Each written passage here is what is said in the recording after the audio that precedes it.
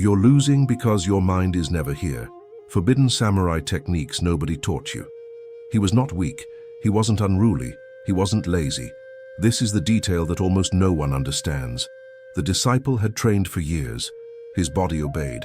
His movements were clean, his posture was correct. To the eyes of any outside observer, he seemed ready, prepared, capable. But something invisible was corroding everything from within, in mind. While the body was in the present, the mind lived in the future. While the sword was in his hands, his thoughts were on victory, defeat, the master's gaze, the judgment of others, the possibility of error. And this is where the downfall begins. In the dojo, he executed each strike with mechanical perfection, but in the instant before impact, something broke. His breath shortened, his shoulders stiffened, his heart raced. Not because of the enemy ahead, but because of 10 imaginary enemies within his mind. What if I fail? What if I disappoint? What if I'm not enough? These thoughts didn't come as screams. They came as constant, silent, almost polite whispers. But they were lethal, because they didn't attack the body, they attacked the presence. The disciple didn't realize it, but he was already gone.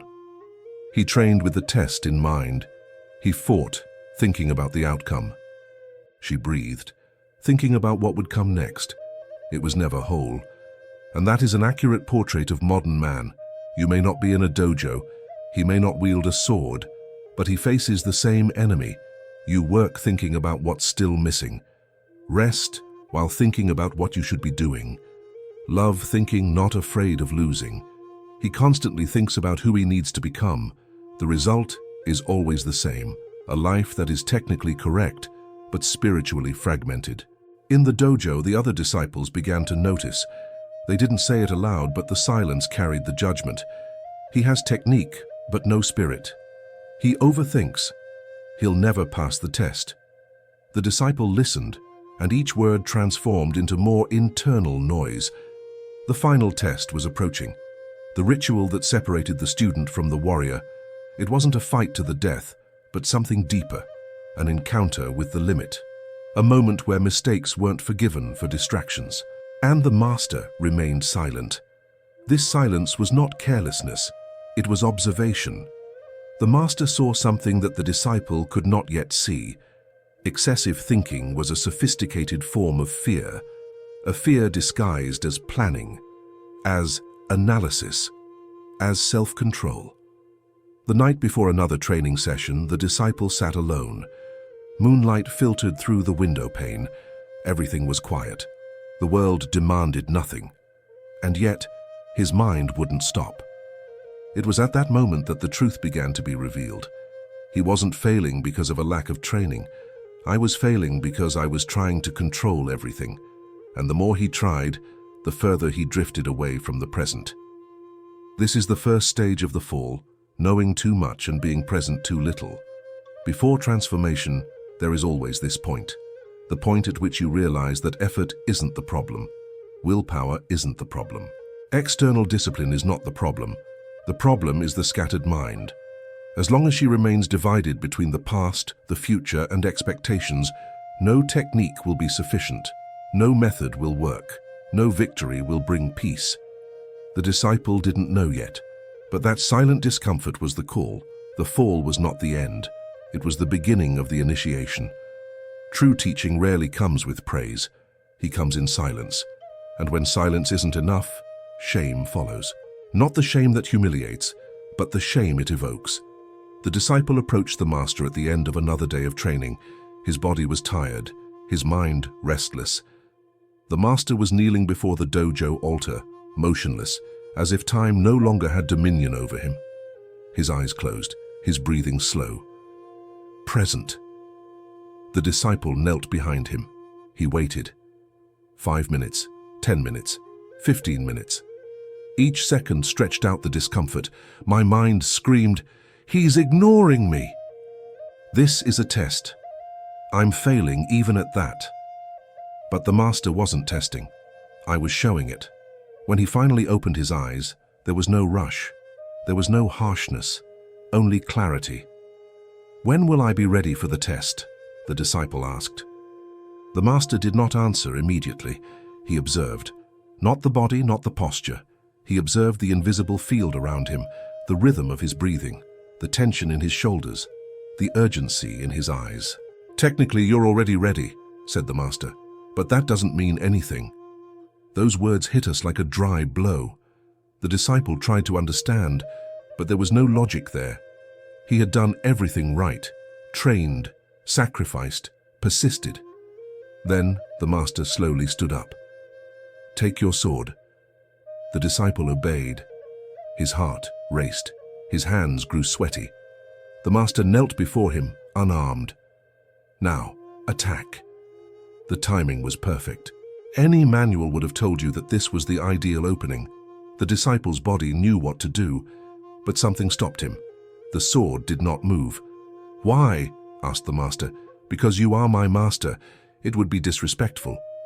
The master did not raise his voice. He didn't need to. That's not respect, that's fear. The word echoed within the disciple like a contained thunderclap. Fear. Not of the blow, not of the blade. Fear of what would come next. Fear of the reaction. Fear of judgment. Fear of making a mistake. "Your mind is in 10 different places," the master continued. "Everywhere but here, except now. As long as that's the case, you won't be a warrior. You'll just be a well-trained body waiting to fall." That wasn't a criticism. It was a mirror. And the disciple finally saw. He realized that his prudence was merely an elegant form of hesitation, that his self-control was, in fact, an anticipation of failure, that his discipline still depended on external approval. Shame rose, not in my face, in my chest, a warm, silent feeling impossible to ignore. That is sacred shame. She doesn't say, "You are not enough." She says, "You're not whole yet." The master continued, "You think about the result before the action, about the effect before the cause, about victory before the move, and so you're never really anywhere." These words resonated deeply with the disciple because they were true. In every training session, his mind was already focused on the test. In every battle, he was already thinking about what came after. He lived rehearsing a life that never arrived, and that is the same mistake that is destroying modern man. You enter a conversation thinking about what you're going to say. One begins a project with the goal of recognition. He starts a relationship thinking about the end. Everything is anticipation. Nothing is presence. The master offered no comfort. He didn't explain how to correct it. He simply said, "Meditate on this," and he left. That night, the disciple did not sleep, not out of anxiety, but out of lucidity. Sitting in silence, gazing at the cold moonlight, something began to take shape within him. He realized that he had never failed due to a lack of strength. It failed because it tried to control what did not yet exist. Shame didn't break him. She emptied it, and in that void, something new began to emerge. The first crack in the ego, the first real space for presence. The initiation had begun. Most men imagine that transformation begins when something new is added, a method, a technique, a secret. But in Eastern tradition, true change begins when something is removed. The day after the silent shame, the disciple arrived at the dojo expecting correction, perhaps precise instruction, perhaps special training, perhaps finally a hidden key that would explain everything. There was no sword, there was no stance taken, there was no fighting. The master simply said, "Today we don't train. Today we clean." The inner sound of disappointment was immediate, not visible on his face, but clear in his mind. That's a waste of time. While I clean, others evolve. I didn't come here for that. These thoughts arose on their own, automatic, revealing. The disciple picked up the broom and began sweeping the same floor he had swept hundreds of times before. Each movement was mechanical. Each gesture was empty. His mind raced. The test, the future, the fear, the comparison. Then he realized something. The master also swept, but not in the same way. The master's body wasn't there out of obligation. It was whole. Every movement of the broom was complete. When he swept to the left, there was nothing beyond that gesture. When he swept to the right, there was no past or future. Only the contact of the bristles with the ground, the sound, the rhythm, the now. The disciple watched in silence. That wasn't cleaning. It was presence in the form of action. At the end of the day, the master called the disciple. "What did you learn?" "The dojo must be clean," he replied. The master smiled slightly, not ironically, but with compassion. "No, you learned nothing, because you weren't here." They walked to a small space behind the main hall. A simple setting. A scroll hung on the wall. 2 characters, ancient, firm. "Shoshi, beginner's mind," said the master. The disciple knew the term. He had read about it. He had studied it, but he had never experienced it. "When a beginner picks up a sword for the first time," the master continued, "what is going through his mind? Attention, curiosity, caution," replied the disciple. "And most importantly, nothing more than that." The master knelt down. The disciple did the same. The beginner doesn't think about winning, doesn't think about failing, doesn't think about appearing strong. He simply holds the sword. That state is pure power, because it is not divided. Then came the question that cut deep. "When you sweep the floor, sir, where is your mind?" The disciple felt the weight of the truth. Elsewhere. "Always," the master confirmed. "You eat thinking about training. You train thinking about the test. You live thinking about what comes after. You're never where you are." This is the invisible ritual. It's not punishment. It's not a delay. It's the dismantling of the ego. The ego hates simple tasks because they bring no applause, no identity, no heroic narrative, just the bare, repeated, silent gesture. That's why sweeping the floor is harder than wielding a sword. In the invisible ritual, the disciple does not receive instructions to improve. He receives an invitation to disappear for a few moments, to stop observing oneself, to stop evaluating oneself, to stop projecting oneself. "From today onwards," said the master, "everything will be training, eating, walking, sitting, breathing. When you eat, just eat. When you walk, just walk. When you train, just train." "For how long?" asked the disciple. "Until you stop asking." That night, the disciple sat in silence, not to achieve something, not to become someone, just to be. Breath came in, breath went out. Thoughts arose, fear, doubt, impatience. For the first time, he didn't try to fight them. He simply observed, and he realized something uncomfortable, yet liberating. His thoughts were not his. They came, they went, and something remained. That something was simple, stable, present. The invisible ritual doesn't teach you how to win. Teach how don't run away. And when you stop running away from the moment starts working for you. That was the beginning of the real practice, without a sword, without glory, no witnesses, just being there. The first silence does not arrive as peace. It comes across as strange. The disciple believed that by practicing presence, something extraordinary would happen. A vision, an ecstasy, oh, definitive clarity. But what came was the opposite, slowness. The days began to drag on. Time seemed denser. Every simple gesture became burdensome. Eating took too long. Walking seemed pointless. Breathing consciously was almost unbearable. My mind protested incessantly. This is a waste of time. You're falling behind. Others are moving forward while you remain still. These thoughts came on strong, not as ideas, but as impulses. The body wanted to speed up. The mind wanted to escape. It wanted to return to what it knew. Effort, tension, anticipation. This is the first real obstacle to presence. When you stop distracting yourself, your mind panics. Because distraction isn't a flaw, it's an addiction. It serves to avoid direct contact with the present moment. The disciple continued, not out of conviction but out of fidelity to the path. The master did not demand results. He did not observe progress. He only observed if he remained. In the second week, something different happened. During a simple practice, sitting, breathing, without trying to improve anything, the mind, for a brief moment, stopped. It wasn't absolute silence. It was a lack of urgency. For a few seconds, there was no past to fix, no future to reach. only the distant sound of the wind, the discreet creaking of the wood, her own heart beating. The disciple felt as if he had woken from a dream that had been too long. Then his mind returned. Thoughts returned. Internal comments reappeared. But something had changed irreversibly.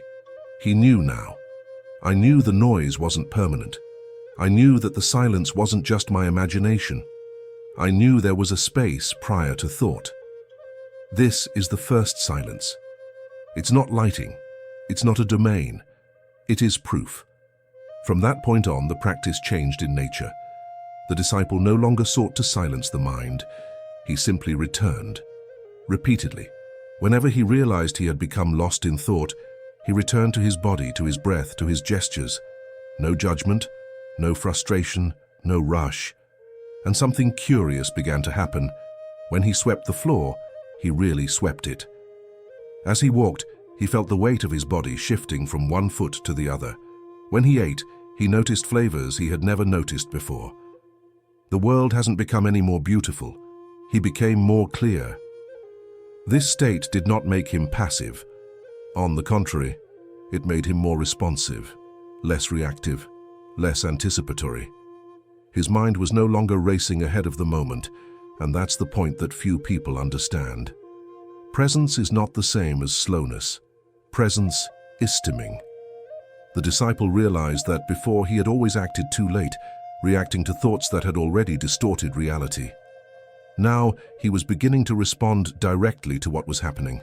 No filters, no rehearsal, no narrative. The master watched in silence. I didn't correct it. He didn't praise them, I was expecting it. Because the initial silence cannot sustain itself, it needs to be traversed, tested, put under pressure. But something had already been broken forever. The illusion that the mind needed to control everything. The disciple was still afraid. I still had doubts. I was still feeling discomfort. The difference is that now he did not immediately obey those states. They would appear, and they passed by. Silence did not distance him from the world. He brought him closer. And for the first time, the disciple began to understand what the master meant when he stated that the warrior's greatest weapon is not the sword. It is the ability to remain here, now, without running away. That was just the first silence, but it was enough to show the way. Every silent practice is tested in chaos. All inner understanding is challenged when pressure arises. Up to this point, the disciple had learned to remain still, to observe, to return to the present moment. But none of this had yet been put to the test in an environment where mistakes are costly. The real test doesn't warn you when it's coming. She appears on an ordinary day, during a routine workout, in a seemingly simple confrontation. The master announced a combat session. Nothing special, no ceremony, just two disciples facing each other, wielding wooden swords. For the former disciple, this would have been a cause for immediate anxiety. His mind would have started racing. Who's watching? I need to do well. I can't afford to make a mistake now. But something was different. He felt the body. He felt his feet on the ground. He felt his breath go in and out. The opponent advanced quickly. A direct, strong, precise blow. And then something happened that couldn't have been planned. The body moved. Before of thought. There was no time to calculate. There was no time to hesitate. The answer came clean, direct, precise, deflection, contact, counterattack. The disciple realized amidst the movement that he was not there, fighting against the opponent. It was just responding to what arose. Each action stemmed from the moment, not from memory, not from fear, not from expectation. That's presence under pressure. It's not artificial courage, it's not aggression, it's not an impulse, it's alignment. The second blow came, faster, more intense, and again the body responded without interference. Time seemed different, no longer accelerated, more spacious. This is a critical point. When the mind is silent, the world doesn't speed up. It reveals itself. The fight ended quickly, not because of technical superiority, but because of clarity. The opponent retreated, confused. There was no anger. There was no tension. just a silent realization that something had changed. "You're different," he said. The disciple did not answer. Not out of arrogance, but because there was nothing to explain. The master watched from a distance. He knew that moment was not a victory. It was confirmation. Presence is not something you feels, it's something that you embodies when there is no time to think. In modern life, this is the proof where we fail the most. Under pressure, we revert to autopilot. Under pressure, we lose clarity. Out of fear, we anticipate too much. We say that we locked up. But what really happens is simple. The mind tries to take control too late. The disciple now understood something fundamental. Thought is too slow for the present moment. When you rely solely on him, you always react after the moment has already passed. Presence, on the other hand, does not react. She replies, "This distinction changes everything. Reacting is automatic. Responding is a conscious act. And awareness doesn't come from effort. It is born from familiarity with silence." Later, the master approached. "Tomorrow you will face the final test." The disciple's heart raced for a moment. Fear crept in, as it always does. But something new happened. He didn't try to push him away. He didn't try to dominate him. He simply felt it and remained. "Yes, master," he replied. For the first time, there was no doubt in that answer, not because he felt invincible, but because he was whole. The real test had served its purpose. It showed that presence is not fragile. It showed that silence is not passivity. It showed that the mind doesn't need to lead every step. When you are here now, completely, the world responds. There comes a point in every martial art where action ceases to be an automatic virtue. This moment cannot be taught with words. It is revealed when the mind no longer interferes. The dojo courtyard was silent that morning. The final test was not a spectacle. It was a ritual, an encounter between presence and limit. The disciple wielded a wooden sword, the master a real blade. The tradition was clear: wood against steel, intention against reality. My heart was pounding. Fear was present. But he wasn't in charge. The master advanced with surgical precision, not to wound, but to test. Each attack was a question. Each movement demanded an immediate response. The disciple did not think. He felt. He saw. He responded. Time stretched out between gestures. Then it happened. The master created a clear opening, a tempting space, an obvious invitation to attack, to prove something, to win for a moment. Any apprentice would have progressed. Any anxious mind would have seen there a chance to finally assert itself.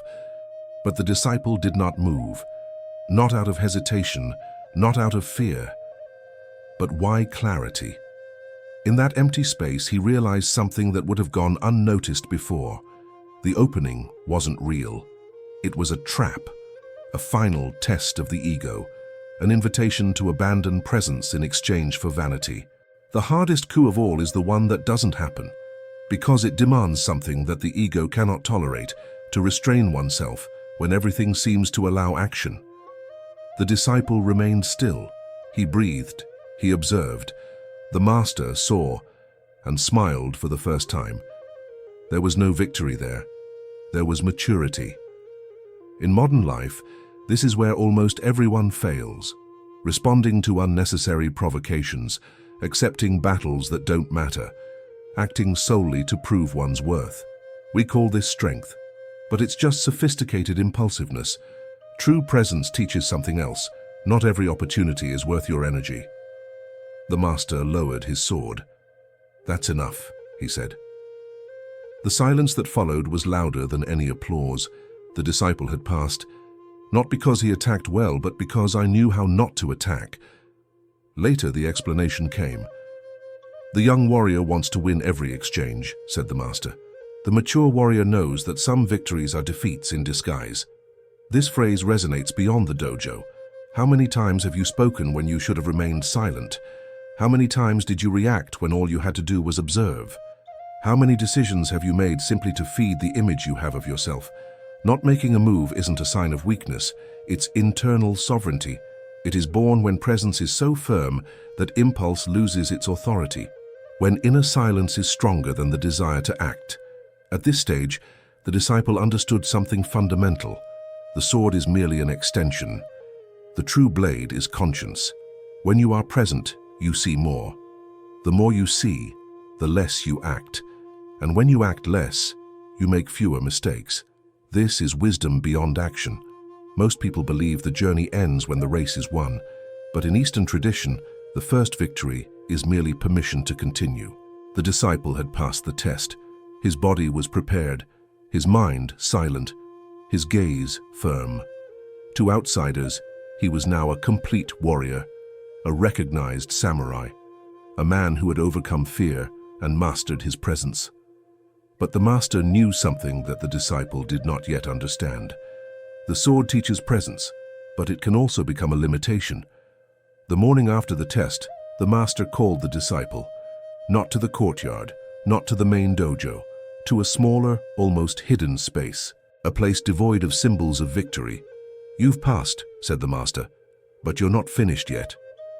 These words did not bring pride, they brought silence. "There is a first transformation," the master continued, "from student to warrior. You have gone through that one, but there is a second, rarer one, from warrior to conscious man." The disciple listened attentively. He wasn't seeking approval. He wasn't trying to understand too quickly. "For that," said the master, "you need to leave this place." The phrase landed heavily on him. Leaving the dojo meant abandoning everything that gave one an identity: routine, hierarchy, recognition, the sword, the name, the known path. "I am sending you to a temple in the mountains. There will be no combat. There will be no martial arts training, only the practice of presence." The ego reacted in silence. After all that, sit down? But he understood something deeper. That was the next cut. The most dangerous warrior is not the one who wields the sword. It's what no longer depends on her. The second initiation begins when you lose what gave you meaning. In the temple, the disciple was received without ceremony. No title, no special respect. Just a simple instruction. Here, you're not a samurai. Here, you're a beginner. The swords were left outside. The training now consisted of sitting, breathing, walking slowly, working in silence, chopping wood, carrying water. Repeat. Nothing heroic, nothing that feeds the ego. And that's where the real difficulty began. Without the sword, the disciple realized how much he still depended on it, not as a weapon, but as part of his identity. He had learned to be present, in action, but now I needed to learn how to be present in the absence of action. This is the point where many give up, because here there is no performance, there is no visible progress, there is no measurable victory. The mind resists again, it questions, it compares, it doubts, but presence doesn't require answers, it requires permanence. The temple didn't teach techniques, it created space, and in that space, thoughts surfaced with more force than ever. Ancient fears, hidden desires, wounded pride. The sword had concealed many things. Now everything was coming to light. This is the second initiation, when you can no longer hide behind competence. The disciple began to understand that presence is not something you dear when it suits you. It's something you endeavor when nothing happens. In the prolonged silence, he realized something disconcerting. There was nothing to conquer there, just something to cease. To eliminate the need to prove something, stop rushing to move forward, cease attachment to one's own image. This is the training that transforms warriors into guardians, because he who relies on the sword needs conflict. He who depends on presence needs nothing. And only those who cross this void can return to the world without being dragged down by it. The second initiation is not celebrated. She is supported, but those who go through it never fight the same way again. True silence is not fragile, but it only reveals its strength when driven to chaos. After months of practice in the temple, the disciple no longer sought special states. He did not pursue silence. He did not reject thoughts. He had learned something more difficult: remain to stay when the mind wanted to flee, to stay when the body wanted to react, to stay when nothing seemed to be happening. Then came the call. A nearby village was facing an old and recurring problem. Armed men were taking food, instilling fear, exploiting desperation. It wasn't a war, it was worse. It was everyday life, a type of violence that seeps into routine and corrodes it from within. The temple master was clear. The goal is not to win, it's to remain present. The disciple left alone. 3 days of hiking through the mountains, each step a meditation, each breath a return. There was no mental strategy, no rehearsed dialogue, only attention to the terrain, the wind, and one's own body. Upon arriving at the village, he felt the weight of the collective fear. It wasn't aggressive, it was dense, invisible. People who had learned to shrink in order to survive. That night, the disciple sat in silence. Fear arose, not the fear of combat, but the oldest fear, the fear of failing in the face of others' suffering. He recognized it. He did not expel it. He did not follow it. Presence. At dawn, the men arrived, rude, noisy, confident in their strength and intimidation. They laughed when they saw only one man in front of them, unarmed, too calm. "Get out of the way," they said. The disciple did not move. He did not challenge it. It didn't provoke anything. He didn't explain. He was. Something in that stillness disrupted the pattern. The leader of the men noticed. He stopped. He observed. The silence began to bother him more than any threat. "Who trained you?" he asked. The disciple answered without hesitation, without pride, without any intention of impressing. "Masters of silence."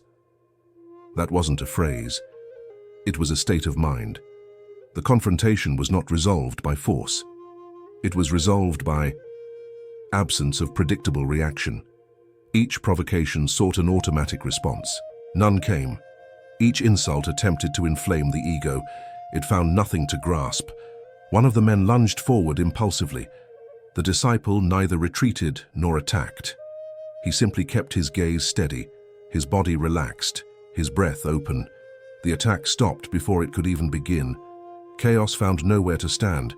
This is the ultimate test of presence, when the world tries to drag you down and you won't go. Violence depends on emotional mirrors. Fear needs an echo. Conflict requires resistance in order to exist. Without it, it collapses. The men left, not converted, not defeated, just interrupted. Something had been seen, and that was enough. Later, the disciple understood the lesson that no sword could teach. Presence doesn't fight against the world, it disarms it. In modern life, this is the daily challenge. Chaotic meetings, family conflicts, toxic environments, constant pressures. Most people react, few respond, almost no one stays. Being present in chaos is not the same as being isolated. It's internal stability amidst the noise. It doesn't mean accepting everything. It means not to lose oneself while it acts.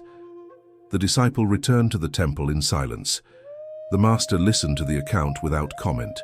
He simply nodded. The teaching was complete. When you are able to remain present where everything tries to pull you away from your center, the external journey ends. The internal one at last begins.